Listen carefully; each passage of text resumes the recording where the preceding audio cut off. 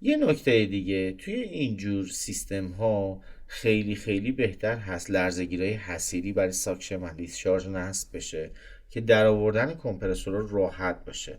اینطوری میشه راحت یه کمپرسور رو از مدار خارج کرد و جهت تعمیرات ارسال کردش. انشعاب هر یک از کمپرسورها هم باید از بالای هدر باشه با یه برش 60 درجه که داریم تو تصویر میبینیم.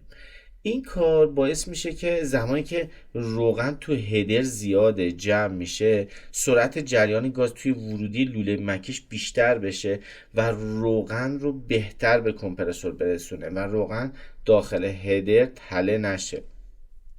الان دارید سه تا کمپرسور پیستونی دانفوس رو میبینید. ما یه هدر داریم که دو تا لوله آ و بی هستش که دارید تو تصویر میبینید. لوله آ و بی باید کاملا افقی باشه. دقت بکنید در هنگام نصب تا برگشت نامتعادل روغن به کمپرسورها جلوگیری بکنه. خب برای اطمینان از تعادل فشار توی مکش هر کمپرسور و برگشت مناسب روغن به هر کدوم از این کمپرسورها هدر مکش باید از لحاظ هندسی متقارن باشه. ببینید وقتی که این متقارنی انجام میشه فشار توی تمام کمپرسورها یکسان میشه.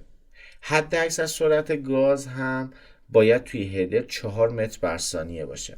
یکم ملموس نیست در مورد سرعت گاز وقتی که صحبت میکنیم، اما توی مبحثی ما در مورد طراحی صحبت خواهیم کرد و این قضیه سرعت گاز رو خیلی خیلی ریز در موردش صحبت میکنیم و سایزنی ها رو در موردشون حرف میزنیم.